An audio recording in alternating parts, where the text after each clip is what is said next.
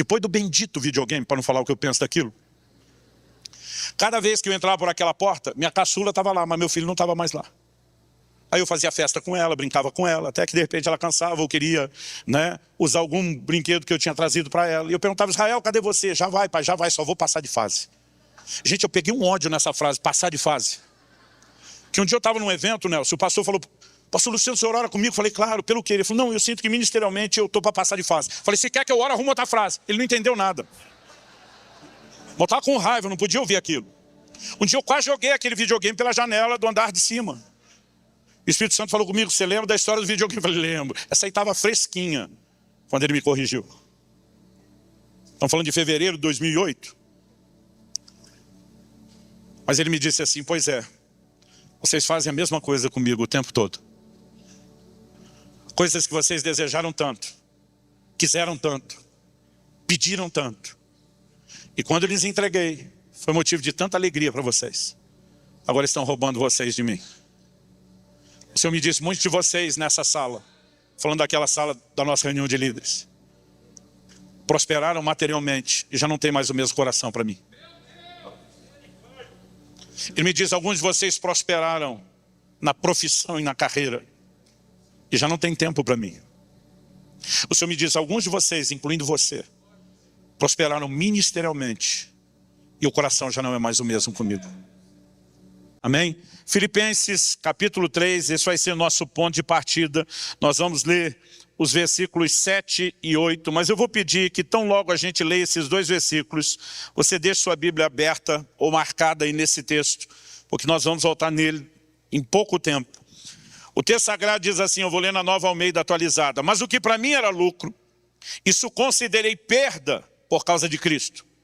Na verdade, considero tudo como perda, por causa da sublimidade do conhecimento de Cristo Jesus, meu Senhor. Por causa dele, perdi todas as coisas e as considero como lixo. Outras versões dizem refúgio, para ganhar a Cristo. Bom, o apóstolo Paulo usa uma linguagem que nós poderíamos classificar como material, financeira, monetária, porque ele está usando expressões relacionadas a valores. O que para mim era lucro, era ganho. Isso eu considerei como perda. Mas obviamente a gente não precisa examinar muito o contexto para entender que ele não está falando de valores materiais. Apesar de usar uma linguagem que também se aplica ao mundo dos negócios, ao ambiente financeiro, né, a valores monetários, obviamente não é disso que ele está falando. Ele fala da entrada de Cristo na sua vida e como isso gerou uma mudança de valores. Ele diz o que antes era importante, então pense no valor no sentido de importância. O que para mim era lucro, agora eu passei a considerar como perda. Por quê? Por causa da excelência, diz uma versão. Outra diz por causa da sublimidade do conhecimento de Cristo Jesus, meu Senhor. Ou seja, Paulo está dizendo que a partir do momento que Cristo chega, ele ocupa um lugar de tamanha importância. E aliás, vale dizer, vale destacar que essa expressão usada aqui por Paulo, né, como eu disse, em muitas versões ela aparece traduzida como a sublimidade, a excelência, a suprema grandeza do conhecimento de Cristo. Essa palavra no original grego, de acordo com o léxico de Strong, é uperetio, que significa manter-se sobre, sobressair-se, elevar-se, destacar-se, estar acima, ser superior em posição, autoridade e poder. Particularmente, eu não creio que Paulo está destacando que o conhecimento de Cristo seja em si mesmo superior às demais coisas. Eu, particularmente, acredito que ele está falando, por causa, a questão é onde você põe o adjetivo, por causa do conhecimento daquele que se sobressai. Quem se sobressai a tudo e a todos não é meramente o conhecimento de Cristo. É conhecer a Cristo que se sobressai, que muda completamente a história. Ou seja, Paulo está dizendo, Cristo tomou um lugar de tamanha importância na minha vida, que a entrada dele gerou uma mudança de valores. Então, o que antes era importante, perdeu a importância. Agora, do que é que Paulo está falando? Durante muito tempo eu achava que Paulo estava falando de pecado. E essa seria a história de muitos de nós.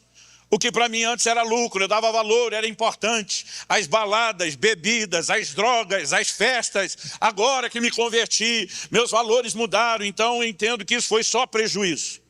Mas a pergunta era disso que Paulo estava falando? Embora a gente possa falar sim a respeito da nossa conversão e nossa frase ser verdadeira, nós não podemos dizer que era disso que Paulo estava falando. Por quê? Porque há um contexto por trás dessa declaração. E o contexto está nos versículos anteriores. Aliás, eu sou de uma época onde se repetia muito no meio cristão, evangélico, um ditado que hoje já não é mais tão popular. Né? Meu pai sempre citava esse texto para a gente. Ele dizia, texto sem contexto não passa de pretexto. Hoje em dia nós estamos vivendo tempos perigosos. É a época da teologia de um versículo só, de uma página só da Bíblia. Né? Alguém tira uma frase totalmente do seu contexto, cria uma doutrina. Eu fui educado de uma outra forma. Né? Eu fui ensinado de maneira a entender que a Bíblia explica a Bíblia. Ela é autoexplicativa. Não é você que inventa a explicação, ela está toda ali. Então volte comigo, foi por isso que eu pedi para você deixar aberto e marcado esse texto aí. Volte comigo os 3 versículos anteriores aos que lemos, o 4, o 5 e o 6. Neles Paulo diz assim, é verdade que eu também poderia confiar na carne. O termo confiar na carne na Bíblia normalmente é usado para alguém falar, indicar que ele tem a capacidade de gloriar-se em si mesmo ou naquilo que faz. Paulo diz, é verdade que eu também poderia confiar na carne. Se alguém pensa que pode confiar na carne, eu ainda mais. Paulo aqui, ele usa um tom até pesado. Se algum entre vocês acha que é o cara, eu mais do que você. Se algum de vocês acha que tem material, subsídio na sua vida para confiar na carne, deixa eu te dar a carteirada e mostrar meu currículo. Então depois dele dizer, eu ainda mais, ele diz assim, fui circuncidado no 8º dia, sou da linhagem de Israel, da tribo de Benjamim, hebreu de hebreus, quanto à lei eu era fariseu, quanto ao zelo, perseguidor da igreja, quanto à justiça que há na lei, irrepreensível. Então Paulo está dizendo, se você acha que é o cara, eu vou provar que eu sou mais do que você. Quando ele diz circuncidado ao 8º dia, tentando trazer o contexto, a aplicação para o contexto dos nossos dias, seria como alguém dizer, consagrado e apresentado a Deus na igreja desde criancinha. Mas a ideia dele não é apenas falar de um início precoce da fé, mas é falar de continuidade geracional. Porque quem circuncidava a criança? O pai. Então, ao dizer que ele foi circuncidado, ele está dizendo, eu tinha um pai que temia a Deus. Mas antes de meu pai me circuncidar, meu avô circuncidou meu pai. E antes o meu avô fazia isso com meu pai, meu bisavô fez com meu avô. E agora, quando ele começa, eu sou hebreu de hebreus, da linhagem de Benjamim, ele está dizendo, pega a minha ascendência, pega a minha linhagem ao contrário, e você vai chegar nada mais, nada menos do que o patriarca Abraão. Em outras palavras, ele está dizendo, aqui tem história de muitas gerações amando, temendo, obedecendo e servindo a Deus. Um dia desse encontrei um pastor amigo que ele estava me dizendo que ele era já a 5ª geração de cristãos da família. Eu fiquei impressionado, eu sou a 2ª, antes de meu pai, pelo menos na linhagem paterna, a gente tem notícia de ninguém que serviu a Deus. Mas esse camarada que disse que era a 5ª, ele é bem mais velho que eu. Os filhos dele estão no ministério, já são a 6ª. Os netos já começaram a servir a Deus, são a 7ª geração. Quando eu fiz a conta, eu falei, meu amigo, seus netos então são a 7ª geração servindo a Deus. Ele falou, é. Falei, isso é que é pedigree de crente. Falei, aí sim, meu amigo. 7 gerações já tem pedigree. Agora, você imagina o que Paulo está dizendo? Quando ele diz, você pode pegar a minha linhagem e você vai voltar tudo lá no início. Em Abraão, e vai encontrar todas as gerações servindo a Deus. Vamos continuar o que ele fala. Depois de dizer isso, ele diz, quanto à lei eu era fariseu. Na cabeça da maioria de nós, fariseu vai soar só como hipócrita. Porque Jesus os confrontou por isso. Mas você precisa entender que os fariseus compunham a seita mais severa dentro do judaísmo. Era gente dedicada. Eles eram o que hoje a gente chamaria de os beatos, os carolas. Eram aqueles camaradas do mais alto nível de dedicação. Depois ele cita algo que talvez tenha uma aparência ainda mais negativa do que o uso da palavra fariseu, que é o fato de ter sido perseguidor da igreja. Mas Paulo não está exaltando a perseguição. Paulo está dizendo, quanto ao zelo, fui perseguidor da igreja. Escrevendo aos Romanos, ele vai falar da inutilidade de um zelo sem entendimento. Mas ao mesmo tempo, escrevendo aos Gálatas, ele diz que ele excedia em zelo aos da sua idade. Então ele está dizendo, o que eu fiz foi errado, mas a motivação era boa. A intenção era das melhores, movida por puro zelo. Mas aí ele vem com a frase que é para acabar com tudo. Ele diz, quanto à justiça que há na lei, irrepreensível. Ele está dizendo, examine a minha vida de acordo com as centenas e centenas e centenas de preceitos da lei, e você não vai me ver tropeçando. Então, se você acha que podia se gloriar de alguma coisa, Paulo está dizendo, eu mais do que você. Se você acha que era o cara, eu ganho. Mas é depois de falar isso, que ele diz, mas o que para mim era lucro, o que para mim era importante, aquilo que eu dava muito valor, perdeu completamente a sua importância diante da sublimidade do conhecimento de Jesus. Paulo não falava de pecado, o que é que ele falava? Performance religiosa. E sabe algo aqui que nós precisamos entender? No dia 31 de dezembro de 2007, eu lembro, último dia do ano, a gente acordou um pouco mais tarde, em clima de feriado, o almoço já saiu mais tarde, a gente não tinha nenhuma programação, aquele dia não ser o culto de passagem do ano, então a gente comeu sem pressa. Eu lembro do momento em que meus filhos já não eram pequenos, não aguentaram ficar na mesa, saíram brincar, e eu e Kelly, minha esposa, estamos conversando. De repente eu empurro o prato já vazio para o lado, olho para ela e falo para ela, nas próximas 3 semanas, falei, anota aí, nos próximos 21 dias, eu não vou comer absolutamente nada. A partir desse momento, depois dessa refeição, eu vou entrar em 21 dias de jejum na água. Minha mulher arregalou os olhos, porque até então nunca tinha jejuado mais do que 2 semanas. Ela, preocupada, olhou para mim e falou, Deus está te pedindo isso? Eu falei, não, vou fazer porque eu quero. Olhei para ela e falei assim, 2008 será na minha vida o ano da busca. Eu vou buscar Deus como eu nunca fiz. Eu vou jejuar como eu nunca jejuei, eu vou orar como eu nunca orei, eu vou ler a Bíblia como eu nunca fiz, e realmente eu me dediquei. Não foram apenas aqueles primeiros 21 dias de jejum. Em 2008, eu cheguei, eu me propus a ler a Bíblia muitas vezes ao longo do ano. E cheguei a ler em um mês a Bíblia inteira, capa a capa, 2 vezes. Eu realmente estava me dedicando como eu nunca tinha feito. A oração, a busca, e eu entrei com tudo. Mas eu lembro logo depois do jejum, que foram os primeiros 21 dias de janeiro, nós mais ou menos fazia quase um mês, acho que foi dia 19 de fevereiro de 2008, nós tínhamos uma reunião na terça-feira à noite. A gente não tratava aquilo como um culto, era uma reunião com a nossa liderança. Então, normalmente, era um tempo de alinhamento. Se não era alinhamento da visão de trabalho, era um alinhamento doutrinário, o padrão de caráter de quem serve. E a maneira como funcionávamos na época, a gente só tinha uma oração e já entrava logo naquela ministração, naquele momento de treinamento. A gente não tinha louvor e adoração, não tinha ofertas, não tratava aquilo como culto, era um momento de treinamento. Então alguém estava orando na abertura e um irmão passa a mão no violão, olha para mim e faz um sinal, tipo aquela cara do gato do desenho do Shrek de Pidão. E ele faz assim com o dedinho, uma só, como quem diz, me deixa ministrar uma só. Eu fecho a cara, olho para ele e falo assim, uma só, tipo, não passe disso. Como quem diz, não é para isso que estamos aqui, nosso foco, nosso propósito hoje é outro.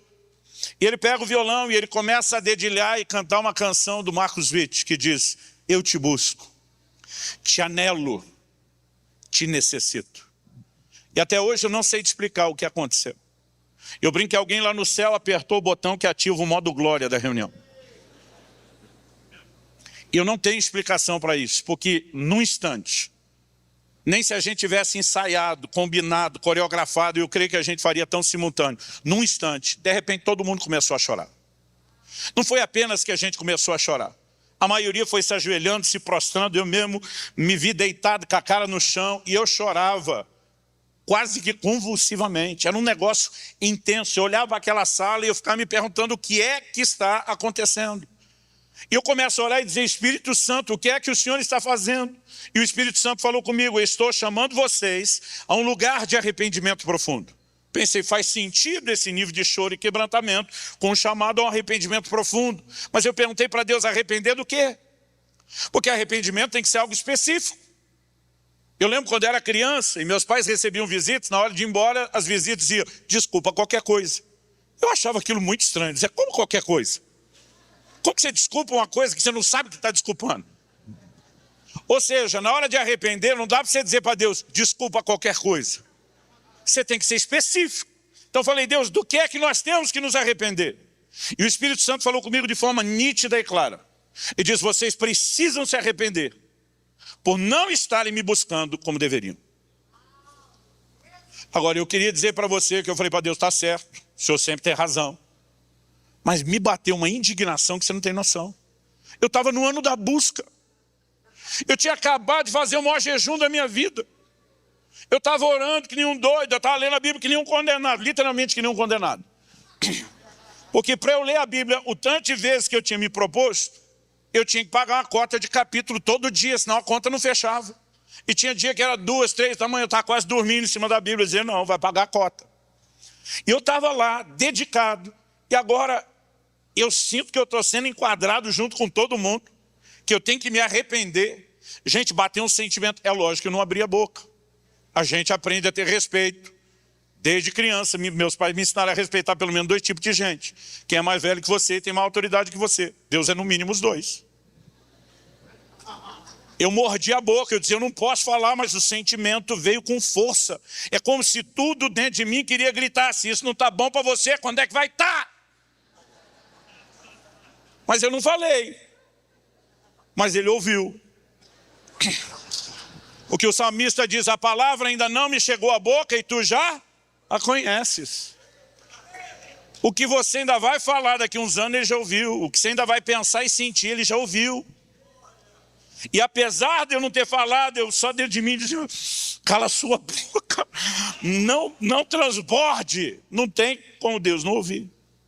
Mas ele não só ouviu, ele respondeu.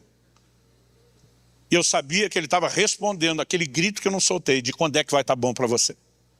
E a frase que eu ouvi, eu nunca mais me esqueci, ela virou o tema e o título daquele último livro que apresentei. A frase que eu ouvi foi, até que nada mais importe. O Senhor me disse, quando você chegar ao ponto onde nada, absolutamente nada, é tão importante para você como eu sou, então você chegou aonde eu quero que você chegue. Mas naquele momento,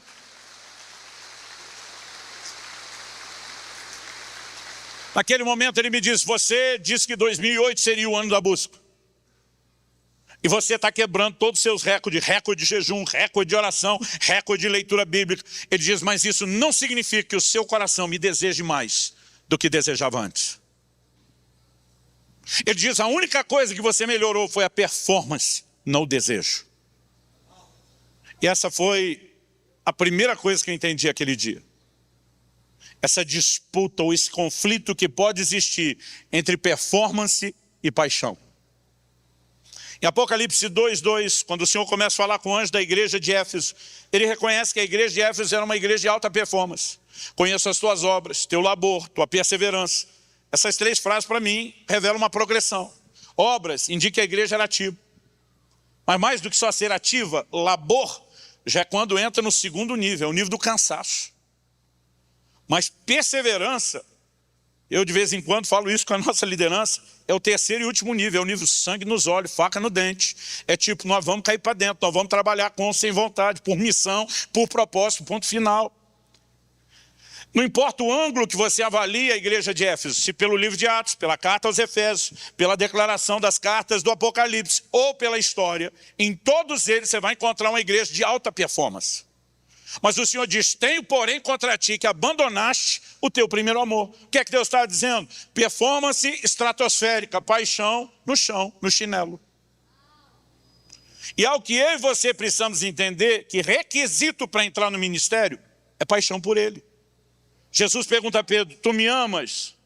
Pedro diz, tu sabes que eu te amo, então apacenta minhas ovelhas. Agora, falta de paixão é critério para ser tirado do ministério.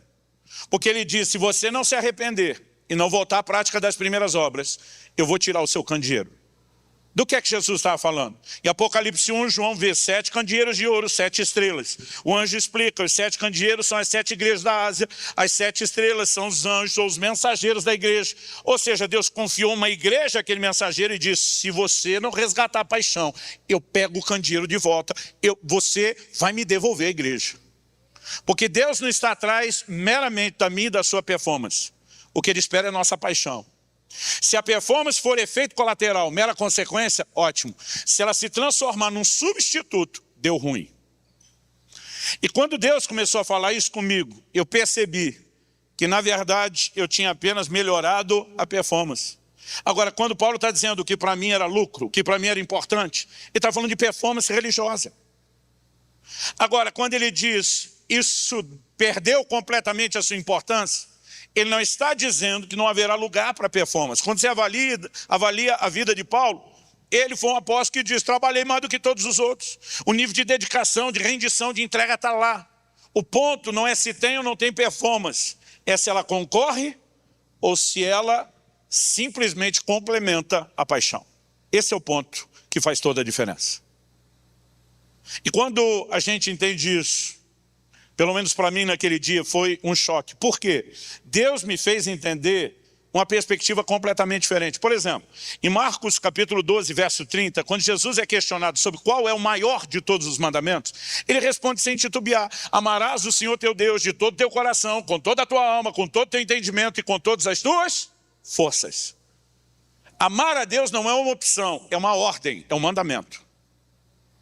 Nós somos obrigados a amá-lo. Mas qual é o ponto? É se nós vamos amá-lo apenas com senso de obrigação, ou se nós vamos fazer isso com senso de prazer. Aqui nós temos a diferença. Então deixa eu dar um exemplo para explicar melhor isso. Semana passada, eu e Kelly, minha esposa, completamos 26 anos de casados. Eu, como marido, tenho uma obrigação. A Bíblia diz que não é só para mim, não é exclusividade minha, isso é para todos os maridos, e vocês, os futuros maridos, estão orando para casar. A Bíblia diz, maridos, amai as vossas esposas. É ordem, é imperativo. Isso revela que amor não é mero sentimento espontâneo, é fruto de decisão. Ou seja, eu sou obrigado a amar minha esposa. Agora, eu fico pensando, se nesses 26 anos de casado, cada manhã que eu acordo do lado dela, eu falasse para ela, eu amo você, e quando ela abrisse um sorriso, eu atropelasse com a próxima frase, dizendo, fazer o quê, né? Deus mandou. Não tem outra opção.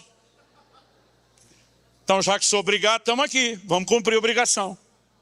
Eu fico me perguntando se nós estaríamos casados há 26 anos e se ainda estivéssemos, qual seria a qualidade do matrimônio. Mas pastor, o senhor não é obrigado a amá-la? Sou. E ela não sabe disso? Sabe. Então qual o problema? O ponto é que ela espere que eu a ame não apenas com senso de obrigação, mas com senso de prazer. Por quê?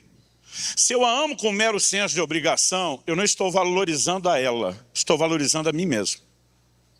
É basicamente uma forma de depois dizer, nem você, nem Deus, nem ninguém pode reclamar de eu ter cumprido minha obrigação. Ou seja, se eu a amo apenas com senso de obrigação, eu estou dizendo que no final das contas, quem é importante sou eu. E eu só agi de forma egoísta para que ninguém me acuse de nada. Eu tenho que estar bem na fita no final das contas. Agora, quando eu a amo com senso de prazer, eu estou dizendo, você é uma pessoa tão fantástica, tão extraordinária, tão inspiradora, que minha obrigação não se torna um fardo, ela se torna uma inspiração. Com isso eu estou valorizando quem? A pessoa dela. Tanto que eu acho assim que nos nossos momentos top recordação de romantismo, quando nós tivemos 10 anos de casado, a gente estava numa viagem e providencialmente, né, a companhia aérea pediu perdão, mas nos obrigou a fazer um stop de 2 dias em Paris. Pensa nos perrapados que sonhavam, mas não podia ir. Você acha que a gente reclamou? A gente espera. Era uma conexão de uma viagem maior, a gente espera 2 dias. E nós comemoramos nossos 10 anos de casamento em Paris, subi na Torre Eiffel. Aí lá em cima, eu falei para ela, eu acho que foi a declaração da minha vida. Eu não falei para ela, eu amo você.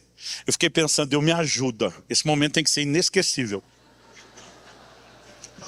E lá em cima da Torre Eiffel, olhei para ela e falei, eu amo amar você. E aí eu fiquei tocado. Sabe o que eu estava tentando dizer para ela naquele dia? Você é uma pessoa tão extraordinária que o que me é uma obrigação fica fácil. Você tornou isso fácil. Quem está sendo valorizado? Ela. Não sou eu dizendo, eu sou o cara que cumpre minha obrigação. Agora, se a gente entende isso num relacionamento humano, a pergunta é, por que não entendemos um relacionamento com Deus? Gente, a religiosidade é uma desgraça. Porque ela leva o homem a uma alta dedicação na sua performance, para depois ele se orgulhar do que ele faz. Ou seja, ele está dizendo para Deus que o importante na história não é o Senhor, é Ele. É uma atitude egoísta, além de ser absurdamente arrogante. Mas muitas vezes isso acaba se tornando um laço. Sabe, Deus não nos criou com livre-arbítrio, direito de escolha, de autodeterminação à toa. Como disse C.S. Lewis, ele poderia ter nos programados como autômatos para amá-lo e obedecê-lo. Mas ele não fez isso. Porque ele esperava que nós quiséssemos fazer isso. No início do meu ministério, tive que lidar com uma situação de um casal, a gente briga, que o casal cristão não briga, tem excesso de comunhão. Pensa na comunhão, que deu faísca assim para todo lado. Eu, recém-casado, inexperiente no assunto, fui chamado como pastor para mediar uma situação de um casal com cerca de 20 anos de casado que não conseguiam resolver. Depois de dias que o negócio só estava piorando, chamado. E quando chego lá, entro na casa, o camarada já vai dizendo, pastor, já vou te adiantando, essa mulher é uma louca. A hora que ele falou isso, falei, olha, Jó chamou a mulher de louca e tinha razão, vamos ver se você tem razão. Falei, o que é que está pegando? Pastor, primeira frase dele, eu odeio supermercado. Falei, tu não está sozinho, a força sindical é grande, é enorme. Qual é o ponto? Falou, pastor, há uns dias atrás, resolvi no supermercado com a minha esposa. Não foi ela que me pediu, foi eu que me ofereci, apesar de odiar aquilo. Quando nós voltamos do supermercado, essa mulher, que a vida inteira quis que eu fosse com ela no supermercado, olha para mim e diz, nunca mais quero que você vá comigo no supermercado. Tá louca! Ela não sabe o que quer. E ele indignado, mas faltava assim espumar pelo canto da boca. A irmã toda calma, serena, tranquila, só com o braço e o dedinho levantado, tipo, depois dele minha vez. Então quando ele terminou de esbravejar, eu falei, sua vez, irmã. Ela olhou e falou assim, pastor, eu nunca quis que ele fosse comigo no supermercado. Quando ela falou isso, ele quase endemoniou. Porque o nível maior de bravejo já estava lá, então não sei como classificar o próximo. Eu estou falando que é louca, aí começou a chamar os filhos, fulano, Beltrano, que ia chamar todo mundo para depor no tribunal ali. Tipo assim, eu quero provar que ela queria que eu fosse. Eu falei, campeão, quando você falou, ela não interrompeu. Agora é a vez dela, segura a onda aí. Eu falei, irmã, já que ele te interrompeu, deixa eu te adiantar. Até eu estou com dificuldade de acreditar na senhora. Não, é sério, gente, as mulheres, elas não têm as limitações que nós temos. Elas são tão românticas que às vezes querem que o marido vá no supermercado para discutir a relação em público. E alguns de nós não gostamos disso, a gente prefere privacidade. Então eu olhei e falei, duvido que a senhora nunca quis nenhuma vezinha sequer que ele fosse com a senhora no supermercado. Eu falei, então, ou a senhora se explica ou se retrata, porque está difícil para mim, que estou aqui tentando te ajudar, está difícil acreditar. Ela falou, eu me explico. Tipo, não vou me retratar. Ela olhou para mim e falou, o que eu queria não é que ele fosse comigo no supermercado. O que eu queria é que ele quisesse ir. E o que ela falou foi tão profundo que eu levei uns minutos para entender. Eu falei, como é que é mesmo? Pastor, eu não queria que ele fosse. Eu queria que ele quisesse. Eu falei, a senhora só está repetindo, explica o que a senhora falou. Ela falou, pastor, o senhor tinha que ter visto o homem lá no supermercado. Linguagem corporal. Tudo denunciava que ele não queria estar lá. O tempo todo com a cara amarrada, resmungando, olhando para o relógio, como quem não vê a hora do castigo terminar. Ela falou, o senhor acha que eu pensei que ele estava lá para me agradar? Aí diz, eu pensei, esse homem deve ter aprontado uma coisa tão terrível, mas tão terrível, mas tão terrível, que ele pensou, qual a maior punição que alguém que fez o que eu fiz merece? Ir para o supermercado com a esposa. Ela falou, então quando eu voltei, falei, se é para ir desse jeito, não vá nunca mais. Ela falou, pastor, se eu quisesse que ele fosse ao supermercado, ele tinha direito a bravo, porque supostamente ele teria me dado o que eu queria. Mas não era o que eu queria. Eu queria que ele quisesse ir. Mas ele não conseguiu ter a boa vontade de estar lá comigo. Então não precisa ir nunca mais. Olhei para ele e falei, velho, ela está certa. Nesse 19 de fevereiro de 2008, o Espírito Santo falou comigo e disse, lembra da história do supermercado? Falei, lembro, essa eu vou lembrar o resto da vida. E disse, pois é, o que eu queria não é que vocês me buscassem, é que vocês quisessem me buscar. Há uma diferença enorme entre uma coisa e outra.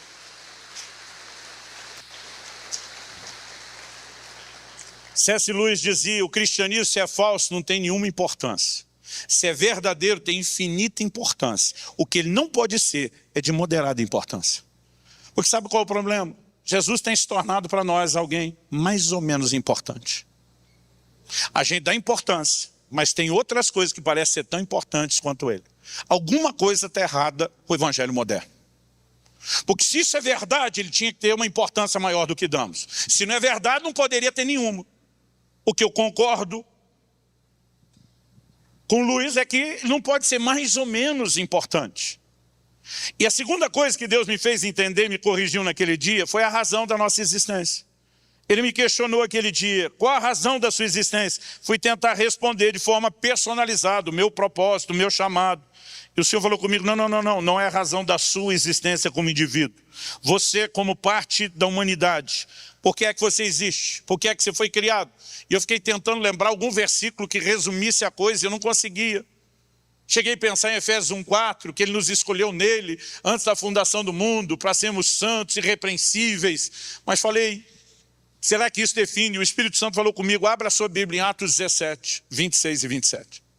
Eu lembrava que Atos 17 era a pregação de Paulo em Atenas, mas não sabia o que os versículos 26 e 27 diziam. Quando eu abri, eu li assim, de um só homem, uma clara referência a Adão, de um só homem fez todas as nações para habitarem sobre a face da terra, havendo fixado os tempos previamente estabelecidos e os limites da sua habitação. Agora olha o verso 27, ele começa com um indicativo de propósito, para que buscassem a Deus. Ou seja, por que é que de um Deus fez todos? Para que buscassem a Deus, se porventura, ainda que tateando, o possam achar, o qual todavia não está longe de cada um de nós. Algumas verdades nesse texto. A primeira delas é quando a Bíblia fala de buscar tateando, indica ou falta de visão ou limitação de visão. Ninguém procura tateando a menos que esteja desprovido ou limitado de visão. Eu lembro de uma ocasião que eu estava fazendo uma visita, meus filhos eram ainda mais ou menos uns pré-adolescentes, acho que um já estava nessa fase, o outro não. E a gente está lá no meio da conversa com a família, de repente deu um blackout, eu não sei se foi no bairro ou na cidade toda. Apagou, tudo, ficou tudo escuro, era noite. Imediatamente a minha cabeça ativou o modo antigamente. Já me imaginei, junto com aquela turma tateando as gavetas, tentando achar uma vela para resolver o problema, que é o que a gente fazia. Nossos filhos rapidamente enfiaram a mão no bolso, tiraram os smartphones, acenderam as lanternas. E nós e os pais começamos a rir, porque a gente nem lembrou que tinha a lanterna no bolso. Mas o que isso me fez pensar? Que a gente só busca palpando ou tateando quando não enxerga. E muitos de vocês estão aqui, antes de ter um encontro com Cristo, bateram em muitas portas. Porque na cegueira você estava palpando, não sabia onde procurar. Mas a Bíblia mostra que ainda que o homem esteja limitado, Deus não está longe. Ele quer ser achado, ele não quer dificultar o processo. Quando meus filhos eram pequenos, eles têm 3 anos de diferença, então eu brinquei com cada um a mesma brincadeira em tempos diferentes. Eu gostava de me esconder para eles acharem.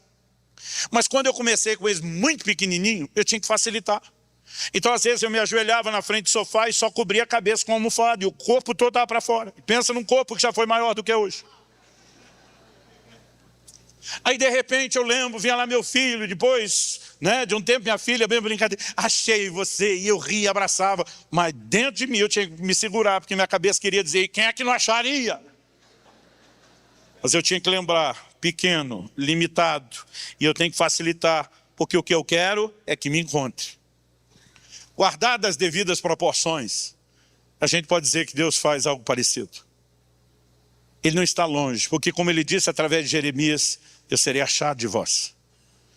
Mas se a razão da existência do homem é buscá-lo, agora nós precisamos entender como deveria se processar a razão da nossa existência, que é a busca. Para que essa busca seja efetiva e funcione, ela tem uma condição, simples e básica. Jeremias 29:3, provavelmente você sabe de cor. Deus diz, buscar-me-eis e me achareis, quando me buscardes de todo o vosso coração. Ou seja, para que essa busca seja efetiva, tem que ter interesse genuíno e profundo. Ela não pode ser uma busca qualquer, nível meia boca. E muitas vezes a maneira como nós nos propomos a buscar Deus não nos leva a encontrá-lo, ou não pelo menos aquilo tudo que está à nossa disposição. Isso tem levado muitas pessoas a viver um cristianismo frustrante. Agora, é quando ele se torna mais importante do que qualquer outra coisa, que então nós nos propomos a buscá-lo mais do que qualquer outra coisa. Jesus diz que o reino de Deus é semelhante a um homem que encontra um tesouro escondido no campo. Ele vê algo de tamanho valor que ele desfaz de tudo que tem para adquirir o campo. Depois Jesus fala de um negociante que encontra uma pérola de grande valor. Ele desfaz de tudo. Ou seja, nenhum de nós deveria entrar no reino de Deus a não ser movido por essa revelação de que encontramos em Cristo algo tão extraordinário, tão valioso, tão maravilhoso, que diante dele qualquer outra coisa tem que perder a sua importância e o seu valor. Agora tem um monte de gente tratando Jesus como se ele fosse uma espécie de opcional ou de adicional na vida. Você quer ver um negócio que me deixa louco? É quando um crente está falando do não crente. Mas fulano é uma bênção, só falta Jesus. Eu tenho vontade de agarrar pelo pescoço. Falta Jesus, falta tudo. Que negócio é esse que Jesus agora virou só cerejinha em cima do chantilly, gente? A gente não percebe como o evangelho vem sendo maligna, intencionalmente, estrategicamente, da parte do inferno, desprogramado na mente e no coração de muitos de nós. E o pior é a gente repetir essas bobagens. Nós existimos para buscá-lo, mas a única forma de encontrá-lo é se ele ocupar esse lugar de importância. John Wesley, o grande avivalista, o homem do coração aquecido, dizia que não se admita no coração outro desejo ou propósito, cujo objeto supremo não seja ele. E naquele dia eu tive que rever o lugar de importância que o Senhor ocupava na minha vida. Em terceiro e último lugar, não quer dizer que o terceiro é rápido, mas obrigado, isso aí é tudo que o pregador quer e combina com a turma da frente para falar. Deus falou comigo aquele dia dizendo, você prega muito a respeito de um grande inimigo do relacionamento do homem com Deus, que é o pecado. E o Senhor me disse, você não está errado em tratar o pecado como inimigo, porque ele é um inimigo terrível. Você diz, você está errado, quando acha que o único inimigo é o pecado. O Senhor me disse, existe um outro inimigo sutil, que a maioria de vocês não percebe. E naquele dia Deus falou comigo a respeito de algo que eu vou denominar como distrações. Distrações, diferente de pecados, não são necessariamente coisas ilícitas. Muitas vezes são coisas legítimas. No entanto, elas acabam se tornando erradas pelo lugar de importância que ocupam e não necessariamente por aquilo que são. Quando Moisés vai a Faraó com a mensagem, deixa meu povo ir para que me adore, porque, gente, o propósito da redenção não era só escapar da escravidão do Egito para ir para uma terra que mana leite e mel. Nós precisamos parar de pregar um evangelho que parece só dizer, olha, Jesus vai melhorar a sua vida terrena. É lógico que isso é parte do pacote, mas não é tudo. Paulo disse, é só para essa vida que esperamos em Cristo, nós somos de todos os homens os mais infelizes. Uma outra tradução diz, os mais dignos de lástima. É lógico que ele quer te tirar da escravidão do Egito e te levar para uma terra que mana leite e mel, um lugar de abundância, mas não se limita a isso. Deus diz, deixa meu povo ir para que me adore. O propósito da redenção, uma conexão íntima e profunda com ele. É muito mais do que só ser abençoado por ele. Aliás, intimidade é o que Deus quis desde o início. Deus cria o homem para ter relacionamento. Quando você olha lá para o Éden, no jardim, o primeiro casal, eu brinco que Deus não respeitou nem a lua de mel do casal. Todo santo dia ele estava lá. Ele dizia, vocês podem festar à vontade, mas você parte da vida de vocês. Todo dia eu quero estar com vocês. E como Hernani pontuou muito bem, quando o homem peca, Deus não pergunta para ele o que é que você fez. A pergunta de Deus é, aonde você está? Minha leitura disso é que Deus está dizendo, o problema não é o que você fez. O problema é para onde o que você fez te levou, para longe de mim. Cadê você, cara? Só que nós temos pregado um evangelho que elimina a condenação do pecado cometido, mas não restaura a comunhão, que é o propósito dessa busca para a qual nós fomos criados. Salmo 25:14 diz: a intimidade do Senhor é para aqueles que o temem, aos quais Ele dará a conhecer a sua aliança. Eu e você podemos viver intimidade. Agora, para que a gente consiga viver e desfrutar disso, nós vamos ter que lidar com a questão das distrações. Dá uma olhadinha comigo, Lucas capítulo 14, a partir do versículo 15. Evangelho de Lucas, capítulo 14, a partir do verso 15. O texto diz assim: ao ouvir tais palavras, um dos que estavam à mesa com Jesus lhe disse: bem-aventurado aquele que participar do banquete no reino de Deus. As traduções mais antigas, de literalidade, diz aquele que comer pão no reino de Deus. Eles estão assentados à mesa comendo. O cara fala de comer no reino, Jesus pega a bola quicando e já entra com tudo. Ele diz assim no verso 16, Jesus, porém, respondeu: certo homem deu uma grande ceia e convidou a muitos. Vamos fazer a pausa. Ceia na Bíblia, banquete, ceia, fala de comunhão. Não era apenas comer para refazer as forças. A ideia de festejar é unir as pessoas próximas, quem se valoriza, para que se gaste tempo fazendo aquilo. Ou seja, a proposta que reflete uma clara intenção de comunhão e intimidade.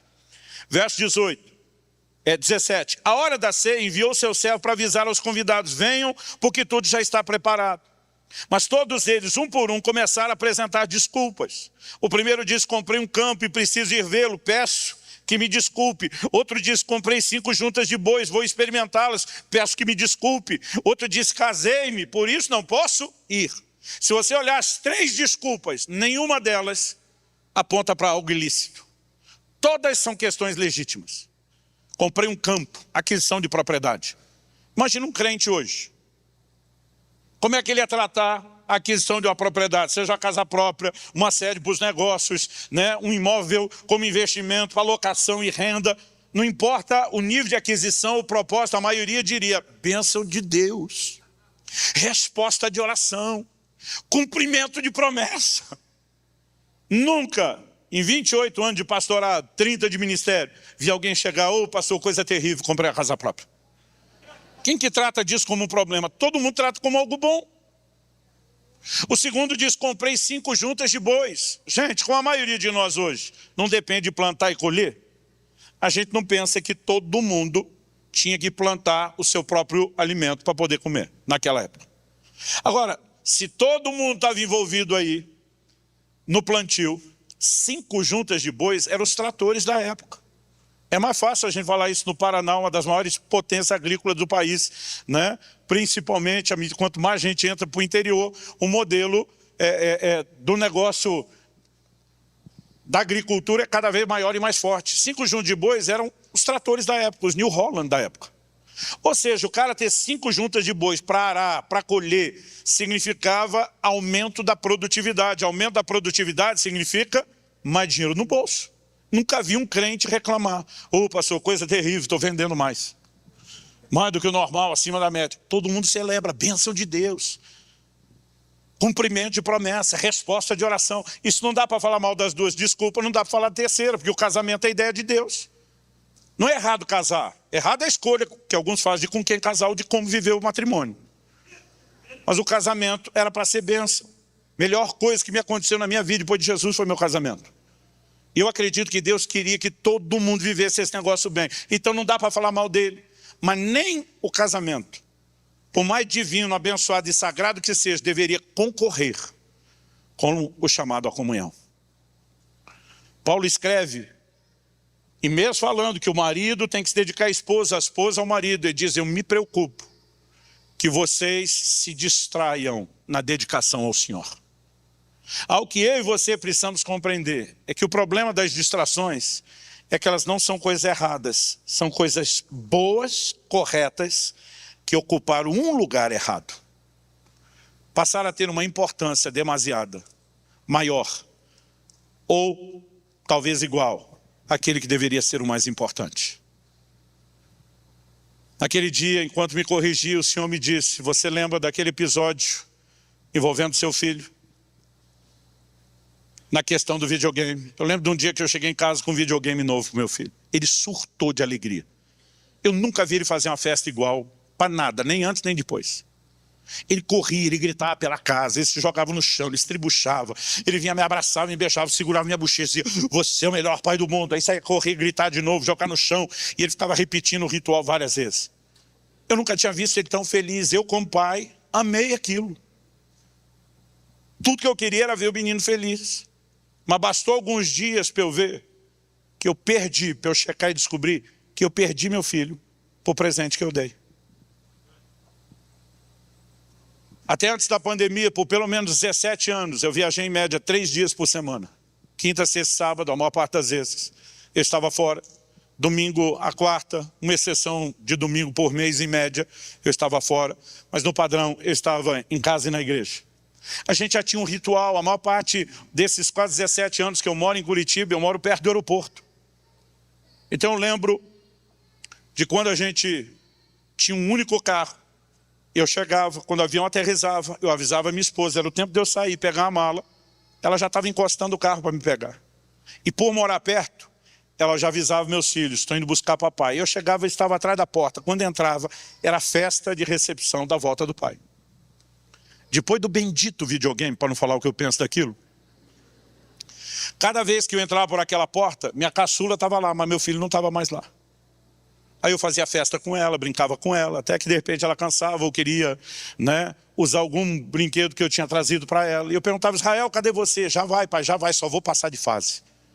Gente, eu peguei um ódio nessa frase, passar de fase. Que um dia eu estava num evento, Nelson, o pastor falou, pastor Luciano, o senhor ora comigo? Eu falei, claro, pelo quê? Ele falou, não, eu sinto que ministerialmente eu estou para passar de fase. Eu falei, você quer que eu ore? Arruma outra frase. Ele não entendeu nada. Eu estava com raiva, eu não podia ouvir aquilo.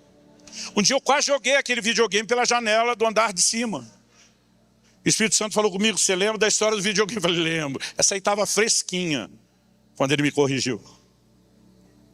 Estamos falando de fevereiro de 2008. Mas ele me disse assim, pois é, vocês fazem a mesma coisa comigo o tempo todo. Coisas que vocês desejaram tanto, quiseram tanto, pediram tanto. E quando eu lhes entreguei, foi motivo de tanta alegria para vocês. Agora estão roubando vocês de mim. O Senhor me disse, muitos de vocês nessa sala, falando daquela sala da nossa reunião de líderes, prosperaram materialmente e já não tem mais o mesmo coração para mim. Ele me diz, alguns de vocês prosperaram na profissão e na carreira e já não tem tempo para mim. O Senhor me diz, alguns de vocês, incluindo você, prosperaram ministerialmente e o coração já não é mais o mesmo comigo.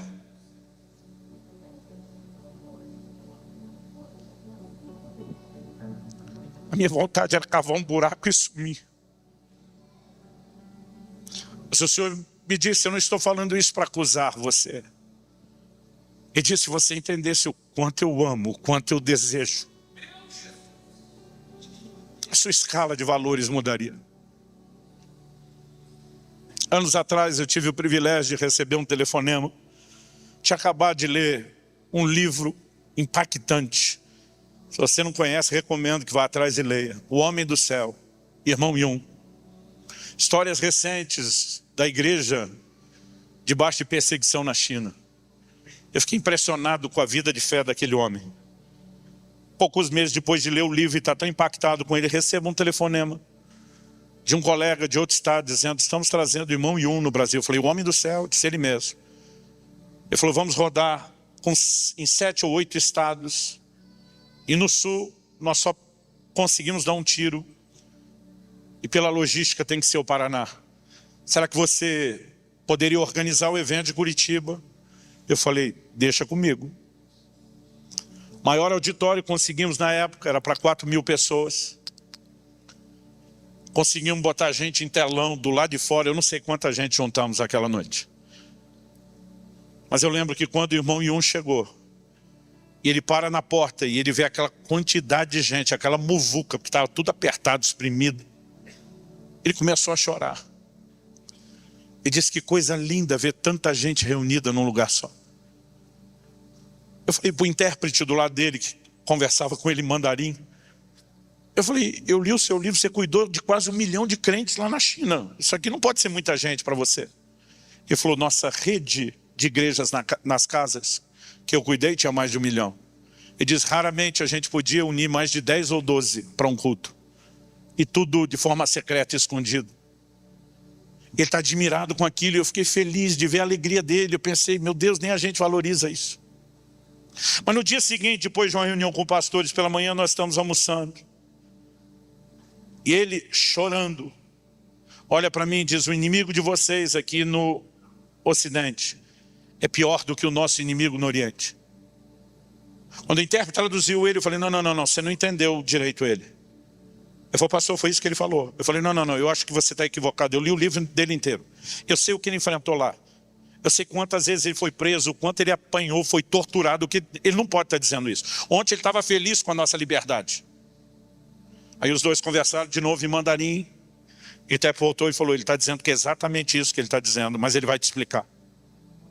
E ele disse assim, o nosso inimigo lá na China, a perseguição, sempre nos empurrava para mais perto de Deus. Sempre nos fazia buscar mais a Deus. E diz, mas a prosperidade do Ocidente faz com que vocês se esqueçam dele o tempo todo. Ela distancia vocês de Deus. Stanley Jones, missionário metodista por quase 50 anos na Índia, um lugar que até hoje tem perseguição, onde conversão é proibida. Diz que o maior inimigo do cristianismo não é o anticristianismo, é o subcristianismo. Então são os ataques e a perseguição a ele. Essa desvalorização do evangelho e da pessoa de Cristo que nós vivemos. Está nos comendo por dentro. Está arrebentando as nossas igrejas por dentro.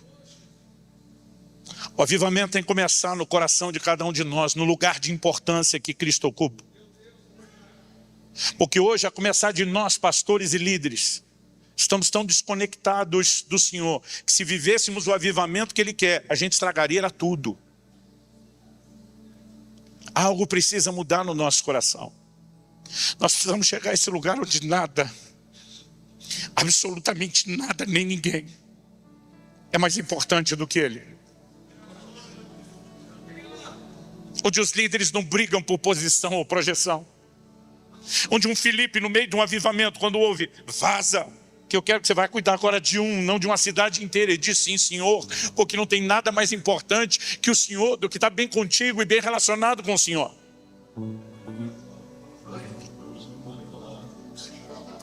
Eu tenho visto alguns crentes gastarem um dinheirão com alguns coaches para dizer para eles o que é, o que não é importante. Não estou atacando, não estou falando mal. Priorize sua vida, mesmo que exija investimento, não estou falando contra. O que eu não entendo é como um crente gasta tanto dinheiro com um coach que às vezes nem cristão é, dizer para ele o que é importante. Ele não ouve o que Jesus, o que para no mínimo rebaixá-lo a gente chamaria de o maior de todos os coaches, nos ensina de graça. Quando Jesus chega na casa de Marta e Maria, a Bíblia diz que Maria se senta aos seus pés. Marta está agitada, procurando servir, e ela está bem intencionada. Hospitalidade não era só algo cultural, era bíblico. Jesus não chegava sozinho, tinha uma tropa. A intenção dessa mulher era boa, ela queria agradar Jesus, mas ela está aborrecida que ela está trabalhando, e Maria está sentada aos pés do Senhor. E ela vai para Jesus e diz, o Senhor não se incomoda que minha irmã está aí? Eu acho que ela cansou. Imagina ela passando por trás, meio discreta, dando sinal para Maria, vem me ajudar. Imagina a Maria virando para o lado. Gente, quando alguém chega a falar do outro da família como se não tivesse presente, é porque o negócio já azedou. Agora ela vai para Jesus, tipo, o senhor está vendo isso, não vai falar nada. Ela acha que Jesus vai ficar do lado dela. Jesus olha para Marta e diz, Marta, Marta. Por 7 vezes na Bíblia, Deus chama alguém pelo nome 2 vezes seguidas, repetindo o nome.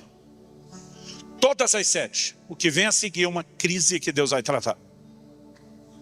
Se Marta soubesse disso, só de ouvir Marta, Marta, já tinha gelado a espinha. Jesus olha para ela e diz, poucas coisas são necessárias, ou mesmo uma só. Jesus está dizendo, no final das contas, ou como dizia a geração de meus pais, no frigir dos ovos, só tem uma coisa nessa vida que realmente importa. Uma. Jesus aponta para Maria e diz, ela escolheu a boa parte. E ela não lhe será tirada. Ele está dizendo, é ruim, Marta, que você acha que vai usar a minha influência para tirá-la daqui. Jesus está dizendo, vocês existem para isso, para me buscar. Não tem nada mais importante do que estar comigo. Nem o que você faz para mim é tão importante como estar comigo. Aí dá para entender Davi dizendo, uma coisa pedi ao Senhor e a buscarei, que eu possa habitar no seu santuário todos os dias da minha vida e contemplar a sua formosura. Dá para entender Paulo dizendo que antes para mim era lucro, performance religiosa. Perdeu a importância, importante é Ele.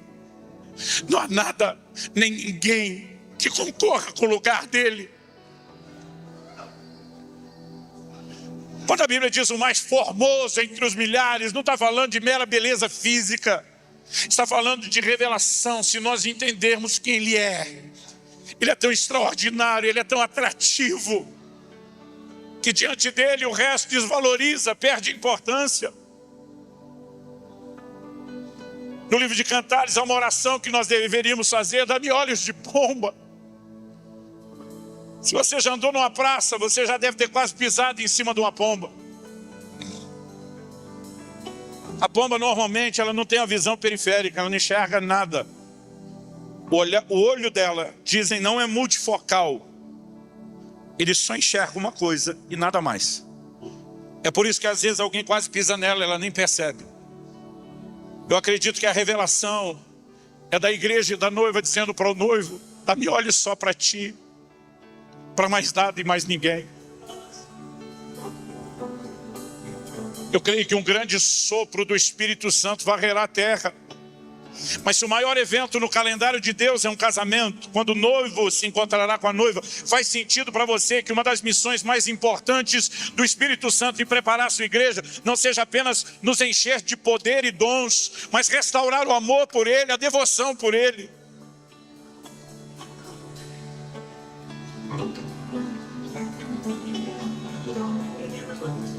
A parte boa, quando o Senhor fala com o anjo da igreja de Éfeso, é que ele não aponta o dedo, ele não culpa, ele não condena. Ele diz, lembra de onde caíste. Ele não está apelando por senso de obrigação, ele está apelando por senso de prazer. Ele está dizendo, se você lembrar que o que nós tivemos antes era melhor do que o que a gente está tendo agora, você vai querer aquilo de volta. E Ele te ama tanto que é como se Ele estivesse dizendo, é ruim que eu vou assistir você se distanciar sem brigar por você. Ele não me viu aqui para te apontar o dedo, para falar mal da sua busca.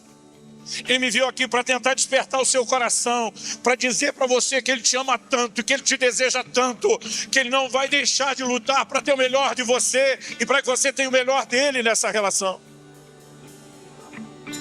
E nessa noite, Ele quer abrir os nossos olhos, Ele quer nos atrair novamente, Ele quer nos restaurar. Deixa o Espírito de Deus te envolver agora. Eu sei que Ele está falando ao seu coração, fala com Ele, do seu jeito, da sua maneira. Responda ao Espírito Santo nesse momento.